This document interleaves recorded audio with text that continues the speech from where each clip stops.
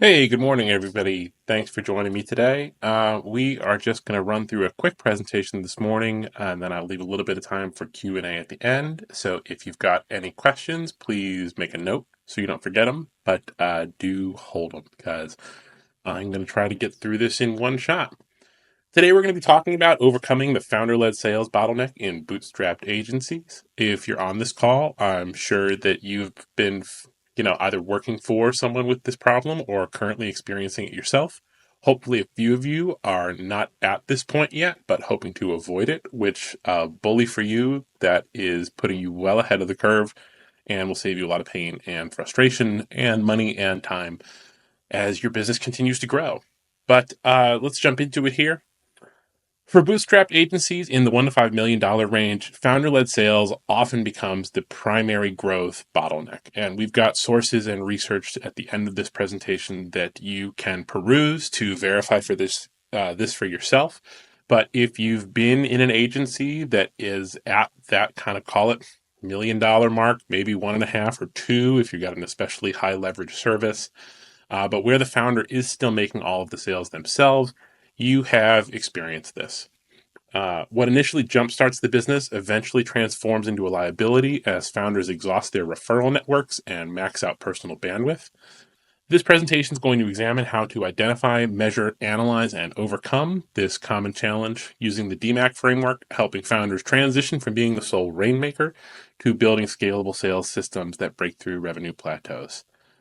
I'll try to avoid putting the cart before the horse here, but forgive me if I jump in the middle with, anecdotes from the work that I've done with founders over the years. Defining the bottleneck problem. Time drain. CEOs often spend 20 to 30 hours weekly on sales while also running the company.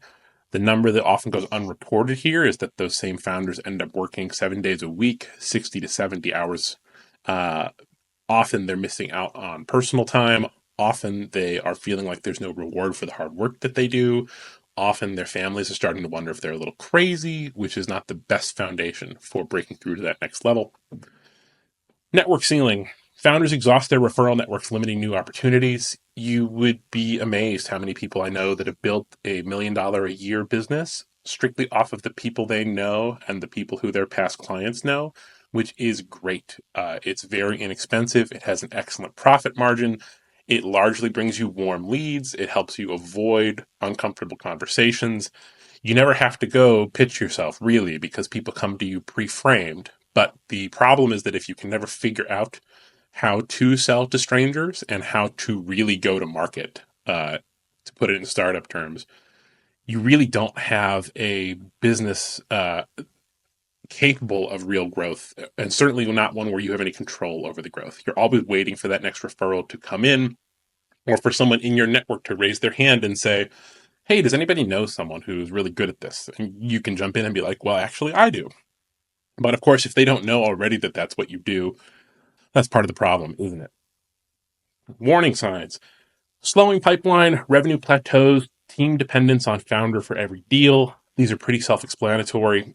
As we talked about, if you are in a market that has a relatively small ideal client profile, or I guess they would call it a total addressable market, you will exhaust the number of people who you have access to that need what you do. At that point, you're waiting either for their businesses to develop or things to break, which is an extremely lumpy way to bring in new clients, and of course results in lumpy revenue and the feast and famine problem that we're all familiar with. Revenue plateaus. You will see businesses over and over stuck, call it 800,000 to 1.2 million when they're working this way. If they get a little bit of a better referral engine, but still have team problems, you'll see them stall at 3 million. Again, 2.8 to 3.2 because maybe they have a good year, or maybe the market's up, maybe the market's down and it's not really their fault, but they come in a little bit under. But the 1 and 3 million plateaus as people get stuck with the founder bottleneck and the founder sales problem at 1, and then with the team and fulfillment problem at 3. Over and over and over again. This is not just my personal opinion, although I've seen it 1,000 times. It is well established in research from the major consulting companies and 100 years of pretty sophisticated study. Last but not least, shifting dynamic. The founder-led model transforms from business asset to liability. Everyone burns out. Everyone needs a break. Many people get bored doing the same thing year after year. Uh, to the extent that the founder remains the linchpin of the sales process, you are always at the risk of them burning out, them having a medical problem. You know, fingers crossed, of course. Not don't want to wish anything, don't want to wish anything bad onto anybody, but it is, of course, a reality that we all do get older, get unwell. A certain number of people get hit by the bus, right? Uh, in addition to the founder's focus on how this limits their growth, it becomes a real obstacle for top tier employees to feel comfortable with the business. It becomes a real obstacle for partners to feel like they are someone who you can grow with. Should you ever need an exit or a loan, lines of credit are a little bit more forgiving, but forget investment if this is still your plan going forward for the future. And an investor identifies this as a bottleneck. They will grok this really quickly, which puts you in the position of having to say, well, here's my plan for it. And you better have a plan for it. Measuring the impact. 7,500,000 in annual revenue loss, according to a couple of credible sources who we'll link to at the end. Potential revenue sacrifice due to the sales bottleneck. So this is often a case of not just lost deals, but unrealized capacity. Uh, if the founder is wearing 8 different hats and they are responsible for sales on top of delivery, on top of management, on top of recruiting, on top of all of the fires that a founder ends up putting out in the business, on top of the financial challenges and the financial reporting that an organized founder is doing for the business, there just aren't enough hours in the day to fulfill everyone that's available to you in the market in a timely manner. So that's where you get into lost deals is failure to follow up, deals falling through the crack. The sort of serendipitous, oh, could you have coffee with my cousin? He's in town, he's got a couple of questions, that could turn into a really great potential deal, but because it's low probability, an overwhelmed founder is just going to say absolutely not. But enough of those do eventually turn into some surprising clients, and that capacity is just not there. Mental health strain. 72% of founders admit that they are having mental health challenges or have had them in the past. Of course, founder-led sales is not the only thing responsible for them, but it is the hat out of the 8 that we are able to help people out of. Um, there isn't a one right answer to why founders are overworked, overstressed, but to the extent that we're able to address one of them, you'd be amazed how many clients that we've had where the sales process improved, but not nearly as dramatically as the business improved because of freeing up the founder's capacity to work on other things that were also a bottleneck. First, higher failure rate. An enormous number of the people that we work with have tried and failed to hire sales help. And that is usually because the founders that we're working with became $1 million business owner because they're an expert at something. They're really great at something and they are able to sell it themselves, but they often don't have a sales background and they often don't have the ability to train.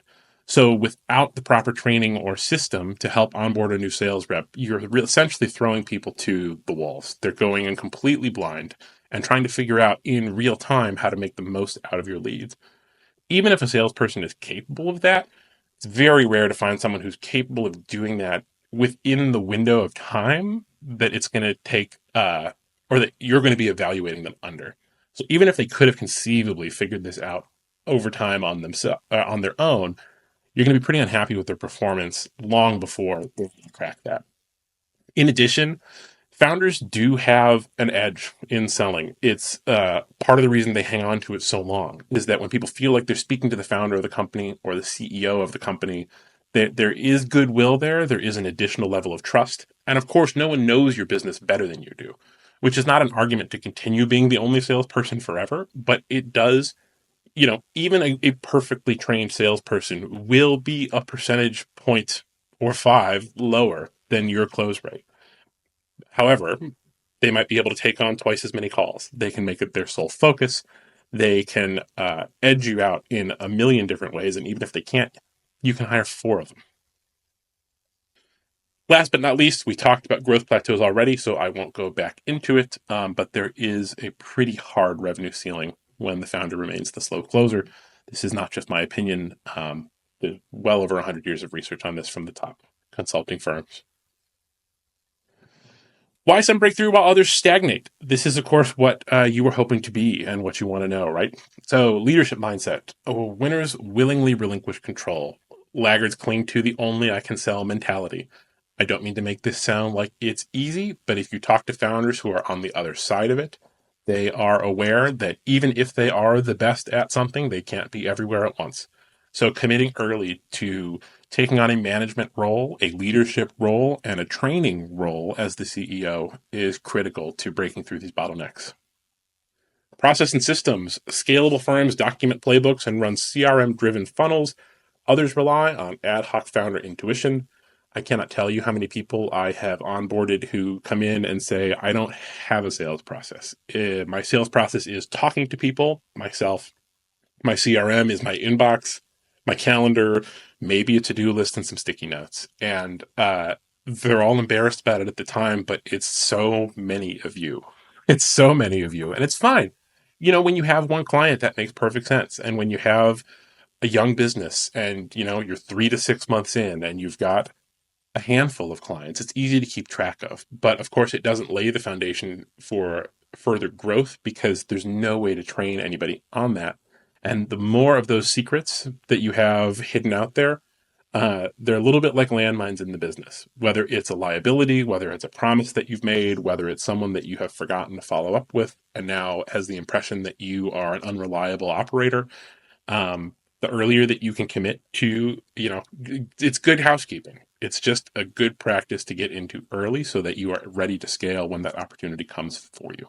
And that you're not left in the position like so many people where you get a major press hit or there's a big change in the market and all of a sudden you have an influx of interest that you're just totally not able to capitalize on with your current level of organization.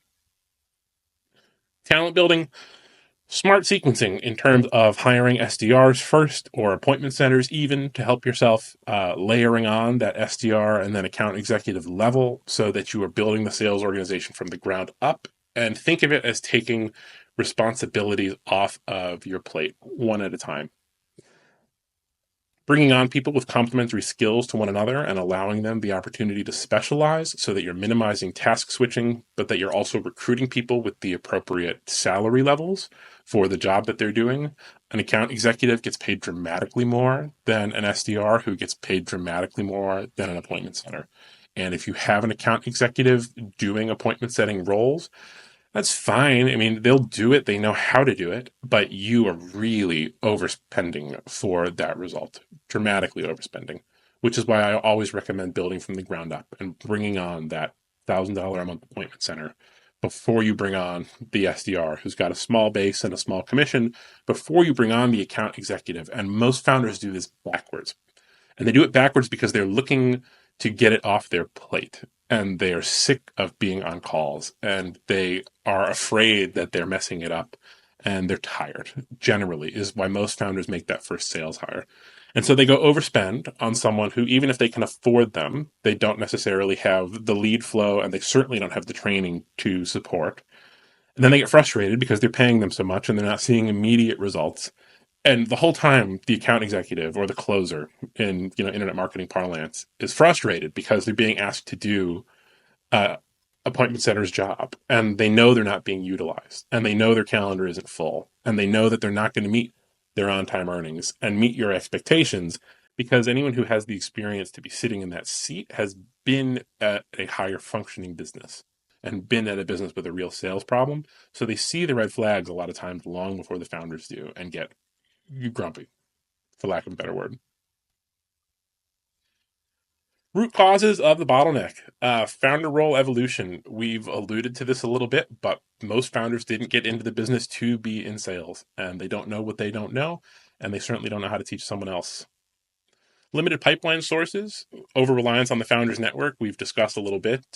Many founders will attempt to add a referral engine, which buys them a little bit more runway. And we talked about how that can kind of break you from one plateau to the next. Still doesn't give you the ability to predictably go find new clients, generate revenue, and close your leads at a high conversion rate. Lack of documented processes. Sales knowledge is trapped in the founder's head.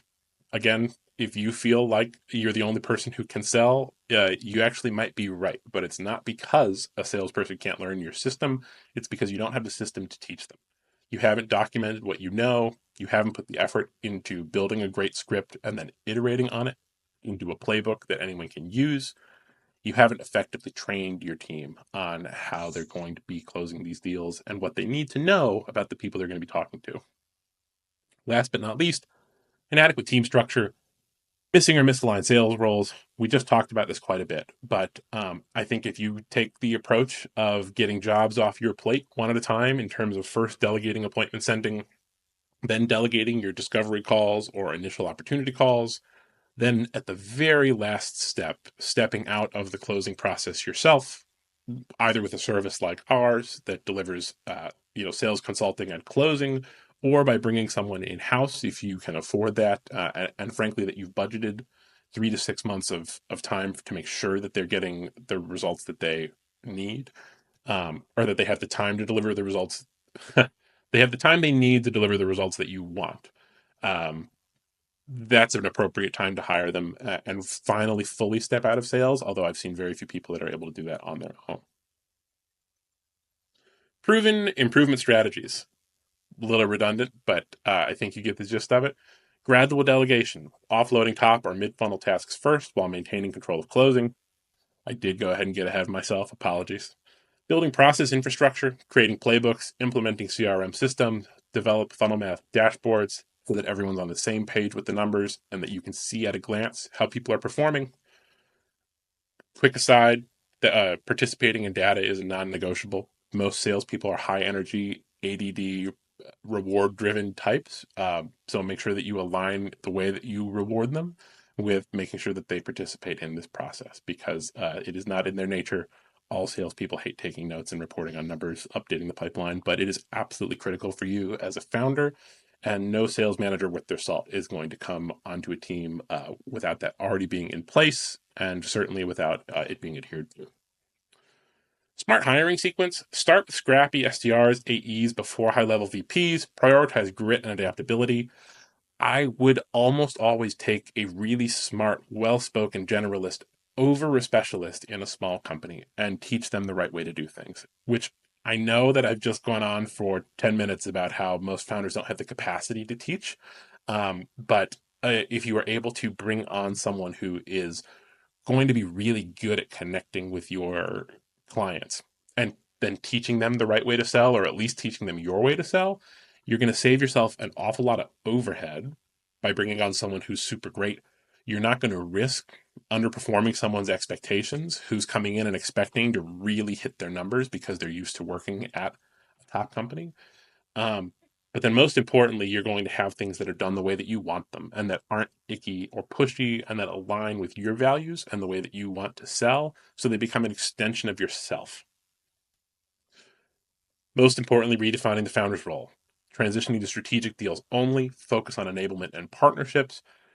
Again, we talked about the importance of becoming a leader, a delegator, a trainer. Typically, with the clients that I work with, I give them the analogy of either being like the owner of the car dealership or maybe the proprietor of like the steakhouse who comes in and lets, at the last stage of the deal to make sure that they answer any final questions. They make the client feel special, and that they feel like they're kind of behind the velvet rope. Jeff has told me so much about you. We're really excited to have you on board. Is there anything that you need to know before you sign up with us? A lot of founders who I've worked with, I will let them know, hey, this person is going to be a $50,000 project. This person is going to bill 120,000 over the next year, depending on the retainer. Can you hop on this last call and make them feel like they're a star? And of course, that positions the owner of the business as the star. Sustaining the solution, former sales leadership. Elevating ahead of sales while the founder oversees strategy. This is probably putting the cart before the horse for a lot of you. But part of the reason that we offer fractional sales management is that an awful lot of times we will see even the founders that build the system and that hire the right people fail at this part, because it is repetitive, because it is time consuming. You need to be having at least a weekly sales meeting, preferably a quick daily sales stand up, depending on volume that's coming through the pipeline. You need to be doing call reviews. You need to be doing ongoing coaching. The best salespeople are going to expect this, but the best companies are also all doing it. And the reason for that is that sales is a muscle, and it responds to training, it responds to practice, and it withers over time, even for the best people, if they don't know that there are expectations for them to meet, that switch in their head that they're going to be watched and reviewed as important for their performance. Um, but also just because putting the reps in and iterating is how you adapt to the market as well. So as things change, the pitch needs to change, and as objections change, they need to be documented, and responses to them need to be brainstormed.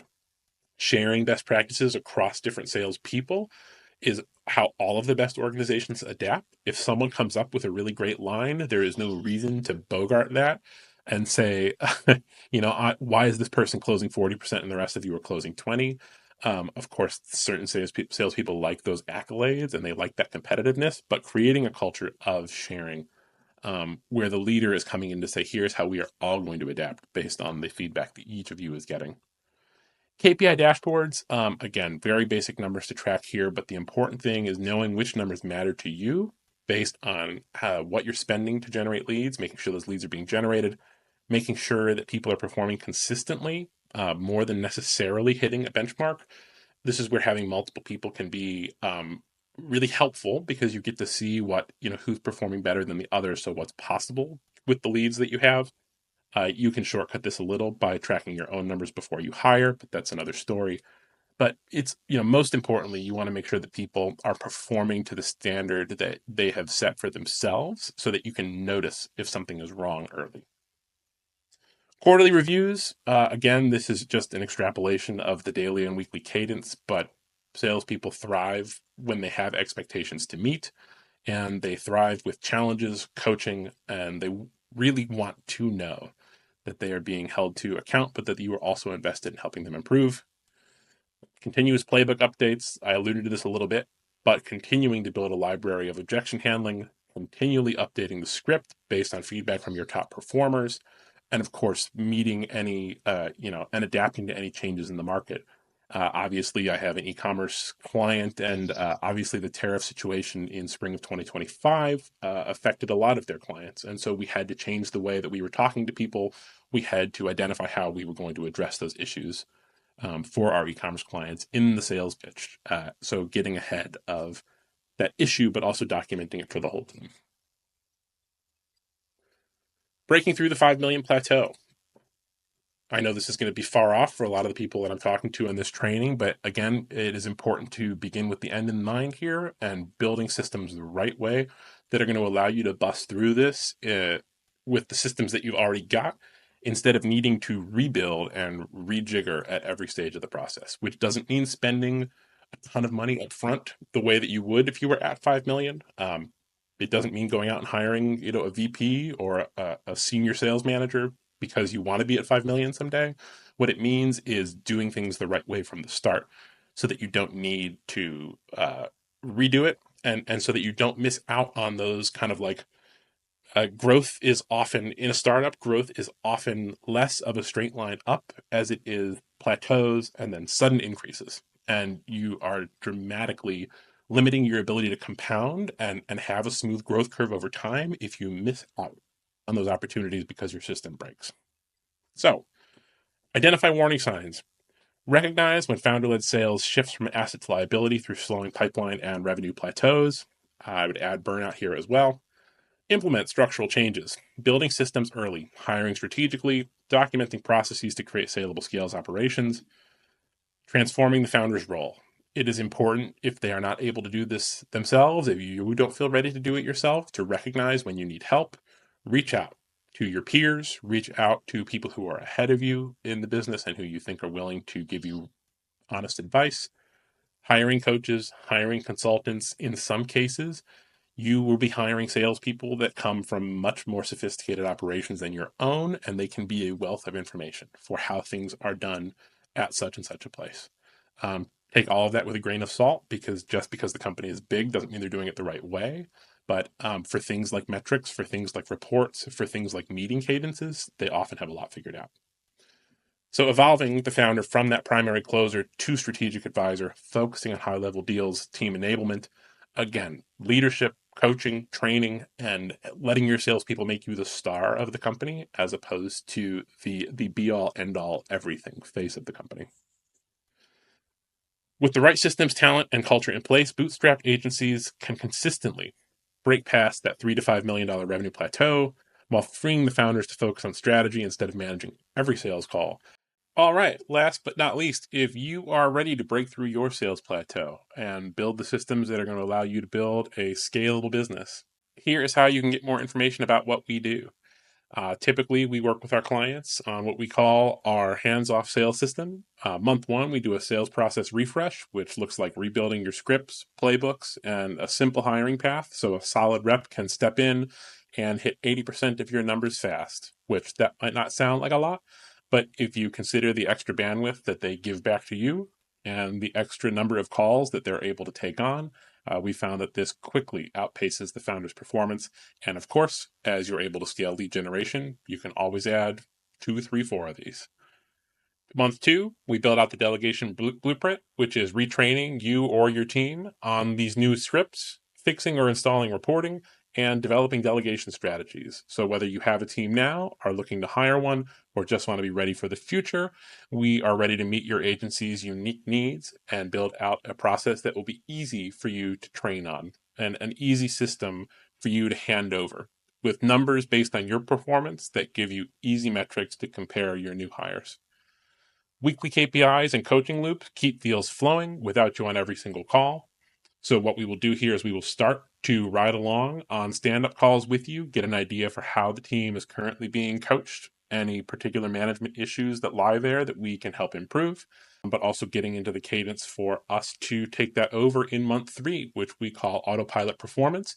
At this point, we've rebuilt your sales process and built out the hands-off sales system. So we are really in a process of nailing the rhythm and really getting this refined so that it is operating at that cadence that allows our clients to hit their quarterly goals in 7 or 8 weeks.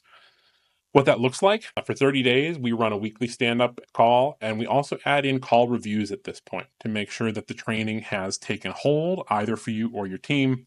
Continue building out an objection handling library. So even with our best efforts and your current recordings or our initial ride-alongs, people are going to come at you with new objections that we want to have responses prepared for so that we are always building out that training library. It's a living document so that everyone on your team continues to improve and so that you have a perfect training system for if and when you bring on new people. Last but not least, we do a one-on-one call with each of our founders to help guide their evolution from the kind of founder closer role into that leader, manager, trainer that we talked about before, as well as systems-based thinking for how to build a sales system that can thrive without you so that you can finally get your time back to either take a quiet day to just work on the sort of things that made you love your business in the first place, finally take a vacation, which many of our founders are able to do for the first time in years, or even just, we've got a lot of people who just want to make it to their kids' soccer game without worrying that they're missing calls, right? But letting you be present for those sorts of family activities is a big benefit for a lot of the people that we work with. Month three is where we're going to be making sure that you are ready to make that handoff to whether it's a fractional service like ours, your existing team, or new people who you've hired and onboarded during this period of time. And we can introduce you to great people to help you recruit those. But again, measurable KPIs and support to make sure that at the end of this process, you are ready to go, whether you work with us or not. So we start with everyone, whether they are just ready to sign up and whip out the credit card or not. We still start with that free sales process audit. If you are not sure that you want to work with us, that should be a testament to the value that you are going to get out of it, because we do it with everyone. We stand behind it, and it really does lay the blueprint for how to build a hands-off sales system that is going to allow you to delegate and allow you to scale. You can book that at meetwingman.com/book call. You'll see the link here below. If you would rather just reach out to me, questions, concerns, my email is jeff@meetwingman.com. I hope I don't regret giving that out on the internet. Or text me at the business number 202-642-3342, and I will get back to you right away. Thanks for taking the time to watch this today. I hope it was really helpful, and I wish you the best success. Thanks so much, guys.